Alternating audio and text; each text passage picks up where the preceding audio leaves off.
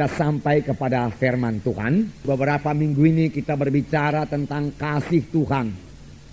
Kasih Tuhan yang sudah dicurahkan ke dalam hati kita, saudaraku. Saudara, kita melihat kalau kita mengasihi, saudaraku, kita juga mengampuni. Sebab kasih itu mengampuni. Salah satu contohnya yang telah kita lihat yaitu Yusuf dalam perjanjian lama. Kita mengetahui Yusuf ini anak Yakub, kemudian dijual oleh saudara-saudaranya ke Mesir. Dan Potifar, saudaraku, membeli Yusuf, kemudian menjadi budak di rumah Potifar. Dan istri Potifar ini tertarik pada Yusuf dan mengajaknya berbuat dosa. Tetapi dengan tegas Yusuf menolak. Dia tahu dosa itu akan menceraikan dia dengan Tuhan. Dia tahu dosa itu akibatnya jelek sekali. Dia tahu dosa itu, saudaraku, akan menggagalkan panggilan Tuhan dalam hidupnya. Dia tahu dosa itu menduka citakan hati Tuhannya. Oleh sebab itu dia menolak dosa itu, saudaraku. Dan istri Potifar menjadi marah dan memfitnah Yusuf. Akibatnya Yusuf dimasukkan dalam penjara. Bukan sebentar, tetapi walaupun demikian Yusuf tidak mendendam. Yusuf, saudaraku, tidak marah, tidak menyimpan kepahitan, saudaraku. Tidak bermaksud untuk membalas dendam. Tidak bermaksud untuk membunuh kapan nanti dia keluar dari penjara. Tidak, saudaraku. Tetapi Yusuf, saudaraku, mengasihi, saudaraku. Yusuf, saudaraku, mengampuni dosa istri Potifar ini. Dosa Potifar, saudaraku. Dia tidak mau menyimpan kepahitan dalam hatinya, saudaraku. Dia tidak mau palak. Dia tidak mau mendendam. Dengan kata lain, dia berjalan dalam roh. Ataupun berjalan dalam kasih. Yang tidak membalas kejahatan dengan kejahatan. Tidak membalas caci maki dengan caci maki. Tetapi dia mengalahkan kejahatan dengan kebaikan. Inilah hidup anak-anak Tuhan. Inilah dia anak-anak Tuhan, anak-anak terang. Yang berjalan dalam roh Tuhan. Yang berjalan dalam kasih, saudaraku. Saudara barangkali berkata, saya tidak sanggup berbuat demikian. Saya pun tidak sanggup, saudaraku. Dengan kekuatan saya sendiri, saudaraku. Tetapi syukurlah Tuhan sudah mencurahkan kasih-Nya dalam hati saya. Tuhan juga sudah mencurahkan kasih Tuhan dalam hati saudara. Itu terjadi pada waktu kita lahir baru. Tuhan bukan hanya memberikan keampunan dosa kepada kita. Bukan hanya memberikan kuasa dalam nama Yesus, itu memang menjadi milik kita.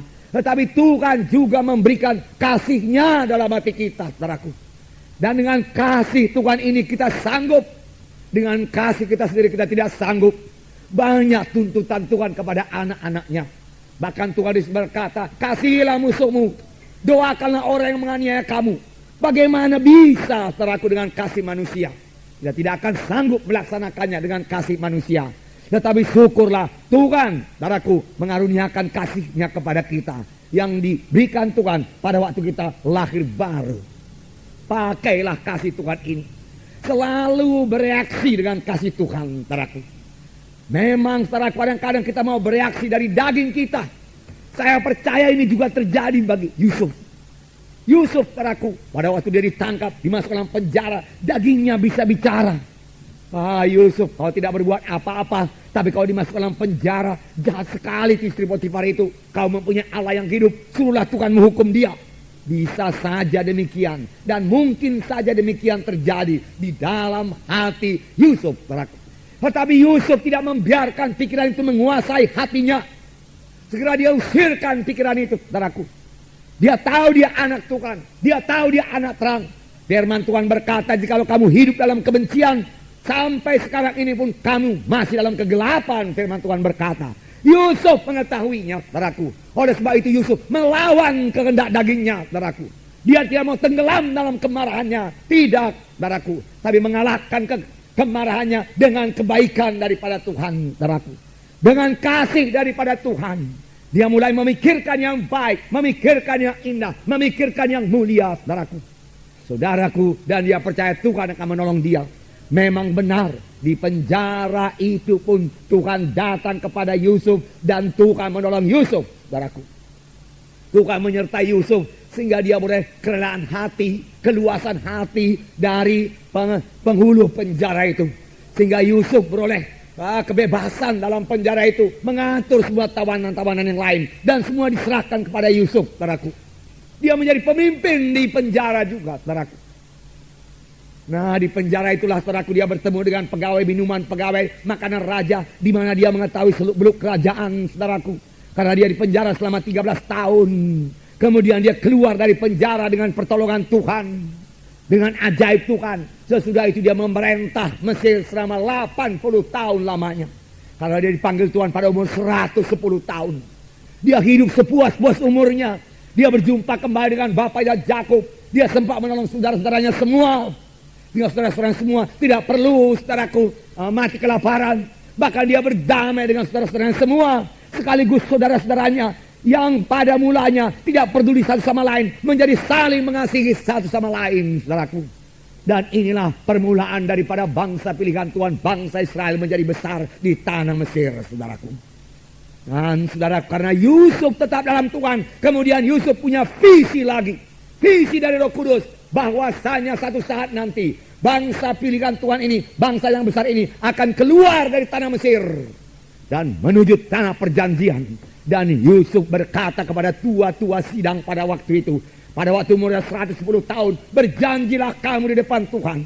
Pada waktu kamu nanti meninggalkan tanah Mesir ini, bawalah tulang-tulangku beserta dengan engkau. Aku tidak mau tinggal di tanah Mesir, dia katakan. Aku tidak mau jadi mumi di sini, bagaimana kebiasaan orang Mesir. Aku tidak mau memiliki piramid, dia katakan. Tidak, dia bisa memiliki piramid karena dia sejajar dengan Firaun yang lain, saudaraku. Dia sangat berkuasa.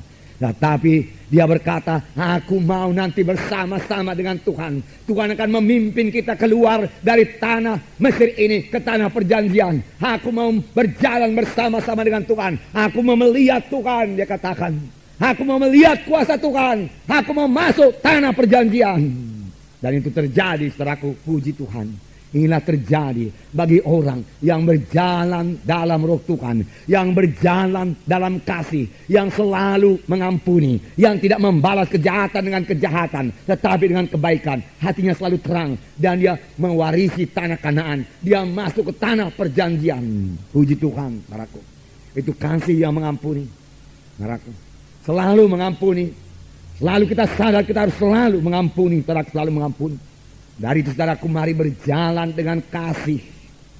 Minggu-minggu yang lewat juga kita melihat bagaimana Yesus berjalan dengan kasih. Dan selalu kita baca, hati Yesus tergerak oleh belas kasihan. Dan saudaraku, kita melihat, saudaraku, bagaimana Yesus melihat orang banyak yang dengan rindu, saudaraku, dengan haus mendengarkan berita firman Tuhan. Sehingga mereka mendengarkannya sampai hampir malam. Orang-orang banyak itu tidak peduli lagi soal makan. Dan murid-murid sudah siap sedia menyuruh murid-murid menurut orang banyak itu pulang. Tetapi Tuhan berkata, jangan suruh mereka pulang. Mereka sudah lapar. Berilah mereka makan. Yesus memandang kepada orang banyak dan hati Yesus tergerak oleh belas kasihan. Inilah hati Yesus. Inilah kasih Yesus. Dia tidak mau membiarkan mereka pulang dengan laparnya. Hatinya tergerak oleh belas kasihan. Karena hatinya tergerak oleh belas kasihan, doanya berkuasa, mujizat pun terjadi, saudaraku. Biarlah ini menjadi teladan bagi kita. Bahwasanya hati yang tergerak oleh belas kasihan itu digerakkan oleh kasih Allah. Dan karena digerakkan oleh kasih Allah, kuasa Tuhan ada di situ, saudaraku. Dan kita bisa berdoa dan mujizat Tuhan akan terjadi. Yesus mengambil 5 roti dan 2 ikan. Lalu memecah belahkannya, saudaraku. Lalu 5.000 orang makan semuanya, saudaraku.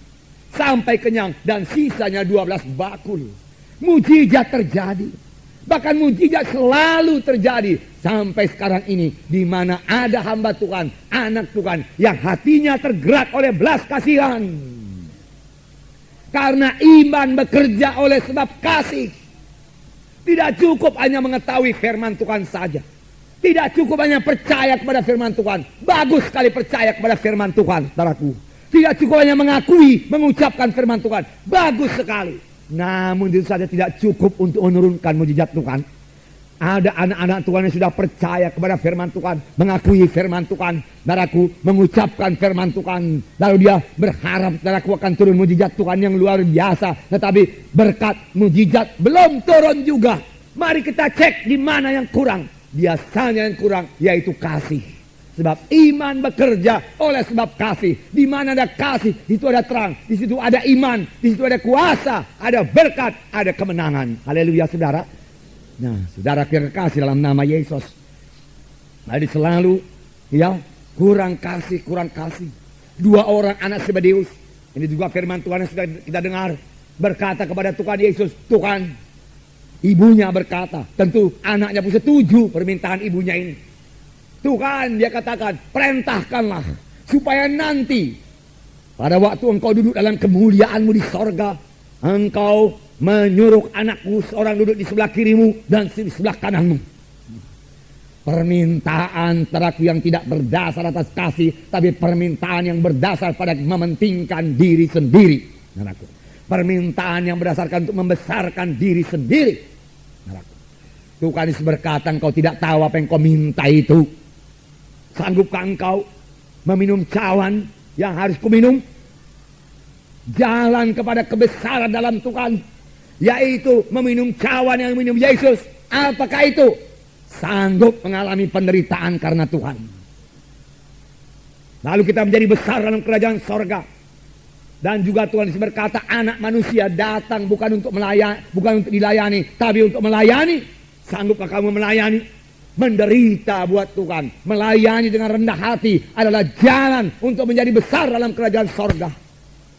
Tetapi kalau memang setelah betul-betul mau menjadi besar dalam kerajaan sorga, janganlah cari kebesaran itu, saudaraku.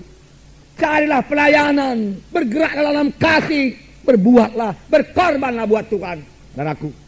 Bergerak dalam kasih, lalu saudara sendiri akan mengetahui bahwasanya saudara sudah, saudaraku, melayani, sudah menderita buat Tuhan. Nah, jangan salah mengerti, saudaraku. Yang dimaksud menderita buat Tuhan bukan lagi menderita penyakit, saudaraku, bukan sakit paru-paru. Oh, misalnya sakit paru-paru, oh saya ini memang sakit-sakitan karena saya mengikut Yesus supaya saya rendah hati. Salah, saudaraku. Bukan dari penyakit-penyakit, bukan menderita karena kelemahan-kelemahan, bukan menderita karena penyakit kanker tumor, saudaraku. Bukan menderita karena sakit ginjal, sakit hati, saudaraku. Tidak, saudaraku. Dari semua penyakit yang kita sebutkan tadi, bahkan daripada semua penyakit badani ini, tidak perlu kita derita lagi, karena Tuhan Yesus sudah menderita buat kita. Karena semua itu sudah dipikul oleh Tuhan Yesus. Karena dialah substitusi kita. Dia juru selamat kita. Bukan hanya memberikan pengampunan dosa bagi kita, tetapi dia juga memberikan kesembuhan tubuh dan kesehatan tubuh bagi kita. Haleluya saudara. Kalau ini belum jadi, mari kembali lagi kepada firman Tuhan tadi.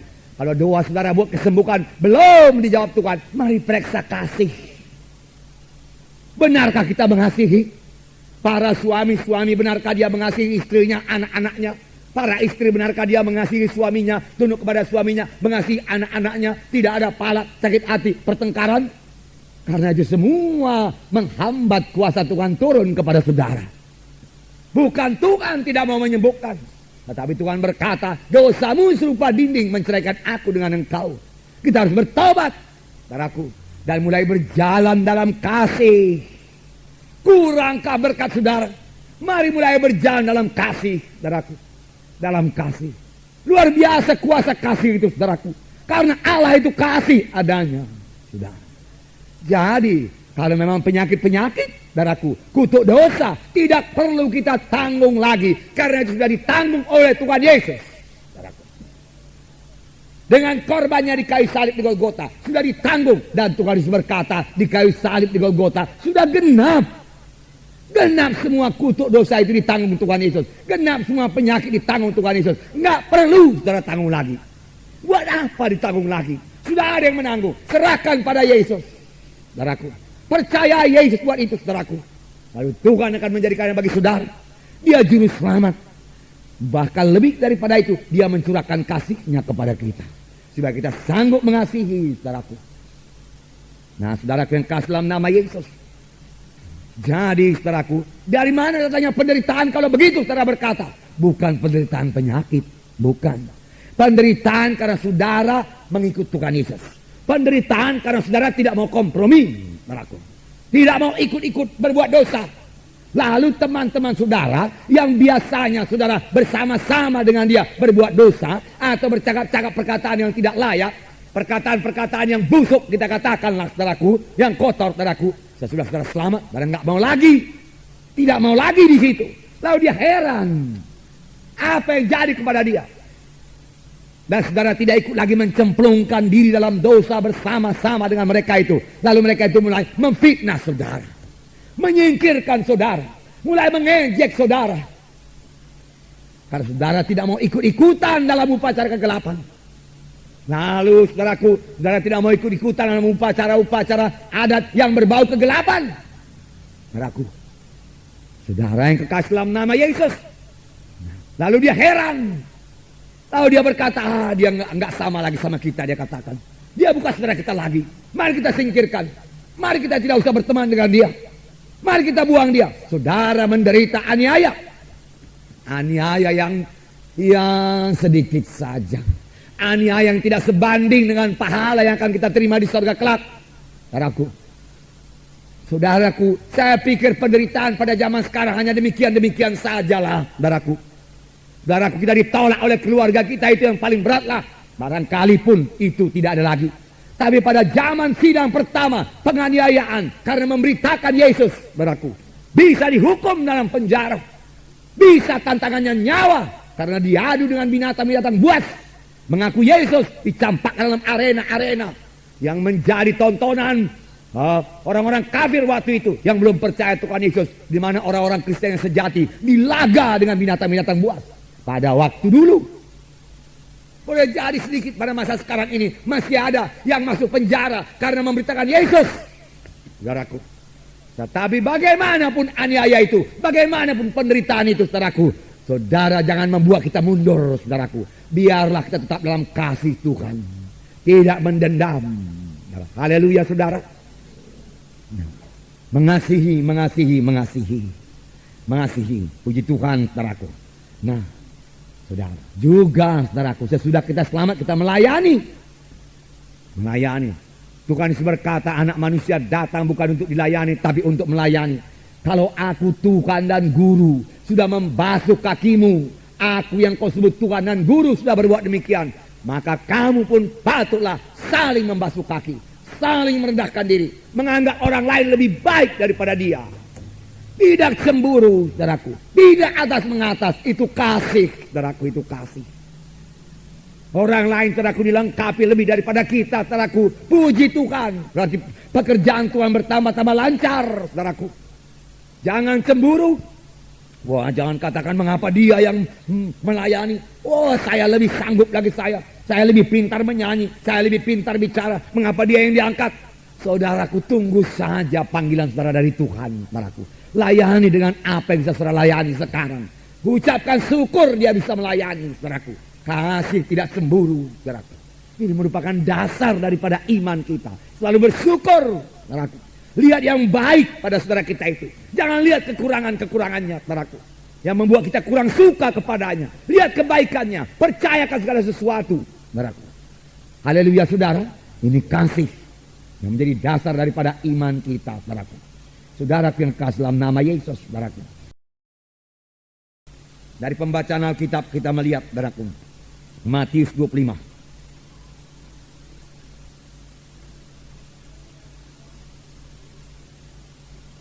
Ayat 31 sampai 46. Buka Alkitab saudara kita supaya kita baca bersama-sama.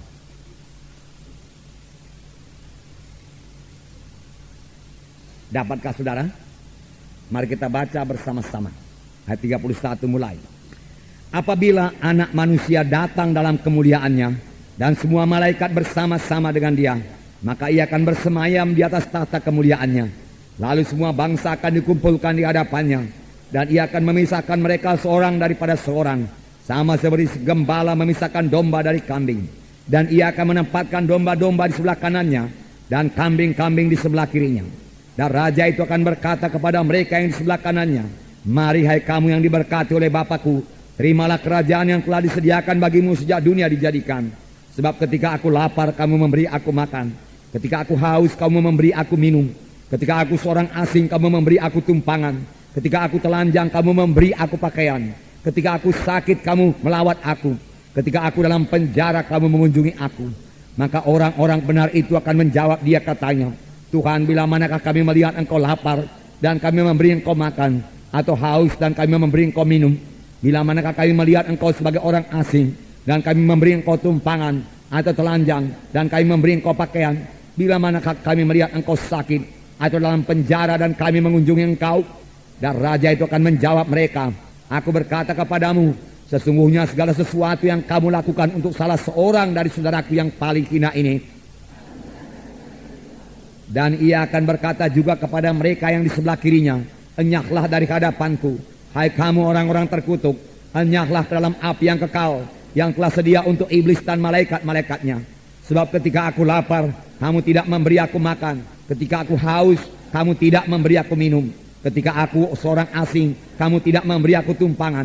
Ketika aku telanjang, kamu tidak memberi aku pakaian. Ketika aku sakit dan dalam penjara, kamu tidak melawat aku. Lalu mereka pun akan menjawab dia katanya, Tuhan, bila manakah kami melihat engkau lapar atau haus atau sebagai orang asing atau telanjang atau sakit atau dalam penjara dan kami tidak melayani engkau? Maka ia akan menjawab mereka, aku berkata kepadamu, sesungguhnya segala sesuatu yang tidak kamu lakukan untuk salah seorang dari yang paling hina ini, kamu tidak melakukannya juga untuk aku. Dan mereka ini akan masuk ke tempat siksaan yang kekal, tetapi orang benar dalam hidup yang kekal. Saudaraku, ini terjadi pada waktu Yesus datang kedua kali. Di sini dikatakan, apabila anak manusia, apabila Tuhan Yesus datang nanti dalam kemuliaannya, bersama dengan semua malaikat beserta dia. Dan dia bersemayam di atas tahta yang luar biasa indahnya. Saya percaya belum ada tahta yang diperbuat manusia seperti itu, saudaraku. Dan semua bangsa akan berhimpun di depannya. Lalu masing-masing orang akan dihakimi, saudaraku. Dan akan terjadi sama seperti seorang gembala memisahkan domba dan kambing. Bagaimana gembala memisahkan domba? Domba ditaruh sebelah kanan, kambing sebelah kiri. Dan sudah kita dengarkan tadi bagaimana Tuhan bersabda kepada orang-orang yang sebelah kanannya, marilah kamu yang diberkati oleh Bapakku, masuklah dalam kesukaan Tuhanmu, terimalah kerajaan yang sudah disediakan bagimu. Ada kerajaan yang sudah disediakan bagi saudara dan saya. Haleluya, saudara. Mengapa mereka masuk dalam kerajaan yang sudah disediakan bagi mereka? Mengapa kami ke situ, Tuhan? Dia berkata, Tuhan Yesus berkata, karena pada waktu aku lapar, kamu beri aku minum. Kamu beri aku makan. Pada waktu aku haus, kamu beri aku minum. Pada waktu aku tidak berpakaian, kamu beri aku pakaian. Pada waktu aku orang asing, kamu beri aku tumpangan. Pada waktu aku sakit, engkau mengunjungi. Pada waktu dalam penjara, engkau juga mengunjungi aku. Tuhan berkata, kapan itu Tuhan? Kami gak pernah lihat engkau lapar, Tuhan. Kami gak pernah lihat engkau haus, Tuhan. Kami gak pernah lihat engkau dalam penjara, tidak berpakaian, orang asing, atau sakit. Enggak pernah kami lihat itu, Tuhan. Tapi Tuhan berkata, apa yang kau perbuat bagi sesamamu manusia di dunia ini, yang kecil, yang tidak diperhatikan oleh dunia ini, dan kau mengasihi dia, dan menolong dia, membawanya kepada keselamatan. Dia lapar akan firman Tuhan, kau berikan firman Tuhan. Dia haus akan firman Tuhan, kau berikan firman Tuhan. Dia orang asing dalam kerajaan sorga, engkau bawa dia ke gereja, supaya dia bisa selamat.